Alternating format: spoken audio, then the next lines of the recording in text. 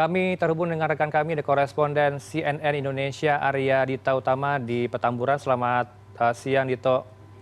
Bisa Anda gambarkan terlebih dahulu terkait dengan bebas bersyarat Rizik Syihab ini, kalau pernyataan dari Rizik akan menjadi status tahanan kota. Bisa Anda gambarkan soal ini?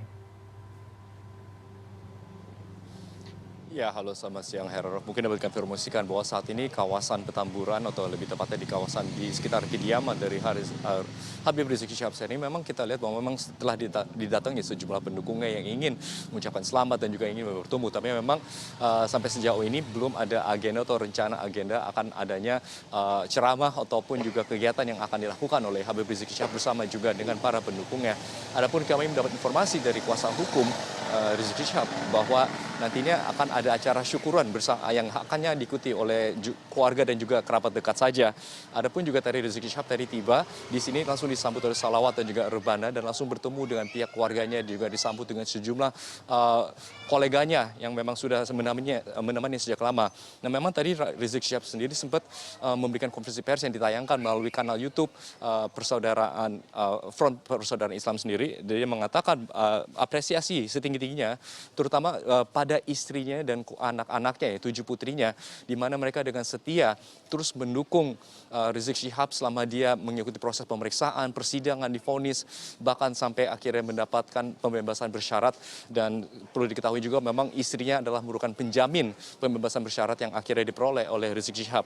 Selain itu juga apresiasi juga dilayangkan oleh Rizik Syihab kepada sejumlah kolega-koleganya, rekan seperjuangannya yang memang rutin mengadakan rapat untuk bagaimana bisa membuat atau memperurus proses pembebasan bersyarat ini. Di antara lain menyebut nama seperti Syekh Yusuf Marka, terus kemudian Kiai Haji Buaya Ahmad Qurtubi, yang memang proses pembebasan bersyarat ini sengaja memang tidak dibocorkan kepada pihak terlalu banyak untuk menjaga supaya memang tidak sampai ada pelanggaran yang dilakukan setelah menerima pembebasan bersyarat. Karena memang Rizik Syihab mengatakan sendiri apabila nanti dia diketahui atau kedapatan melanggar pembebasan bersyarat ini, dia akan langsung dijebloskan lagi ke dalam penjara tanpa mendapatkan remisi dan harus menyelesaikan sisa masa tahanannya itu sendiri.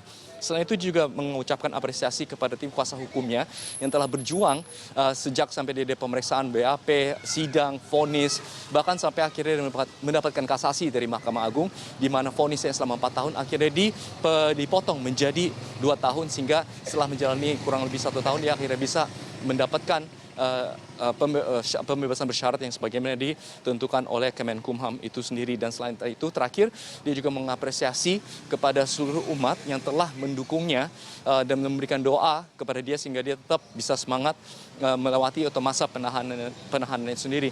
Adapun Rizik Syihab menyampaikan bahwa dia terus akan memperjuangkan kebaikan dan juga menegaskan bahwa negara ini masih tetap membutuhkan revolusi akhlak untuk menghadapi segala kezoliman dan juga kecurangan, kebohongan yang saat ini terus melanda negeri ini. Nah, terkait dengan pertanyaan soal Heranov sendiri yang mengatakan bahwa dia akan menjadi tahanan kota dan bagaimana, memang hal itu sendiri sudah diatur dalam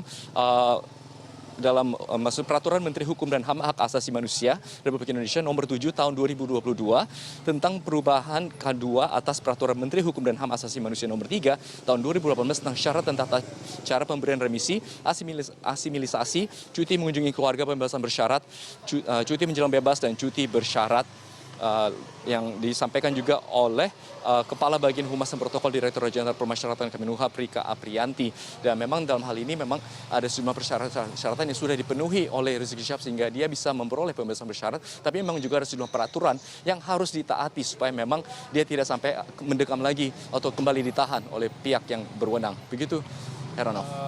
Dito, di tengah pandemi ini apakah ada informasi dari Anda di lapangan, apakah ada serangkaian agenda dari Rizik beserta dari orang yang menjadi pengikutnya di sana, apakah ada agenda mungkin dalam waktu dekat, mengingat ada juga prokes harus diterapkan dalam tengah pandemi ini, Dito? Ya betul, memang untuk sampai kita ketahui memang saat ini kasus COVID-19 terus menanjak dan memang untuk itu memang sejumlah kegiatan memang saat ini terus dibatasi. Salah satunya adalah memang untuk berkerumunan dan juga menggunakan masker kembali di luar ruangan. Tapi memang informasi terakhir yang kami peroleh dari kuasa hukum Rizik Syihab, Aziz Yanwar sendiri mengatakan bahwa untuk hari ini sendiri memang ada agenda syukuran keluarga. Tapi memang ini dibatasi juga jumlah pesertanya atau jumlah hadirinnya. Nanti akan diikuti hanya oleh keluarga dan juga kerabat-kerabat terdekat saja. Sehingga memang masyarakat pendukungnya pun juga sayangnya tidak bisa ikut, dan memang hal itu juga salah satu alasan untuk menjaga supaya memang tidak sampai terjadi pelanggaran dari pembebasan bersyarat yang telah diterima oleh Rizik Syihab ini sendiri. Selain itu juga Rizik Syihab juga dalam konferensi persnya juga mengatakan bahwa alasan mengapa dia mendapatkan bebas bersyarat juga tidak sengaja tidak diumumkan kepada publik atau kepada masyarakat meskipun sudah diketahui sebelum-sebelumnya adalah memang supaya menjaga proses ini supaya sangat hati-hati supaya tidak sampai terjadi pelanggaran ataupun memberikan alasan kepada pihak berwenang untuk kembali dapat menahan Rizik Syihab.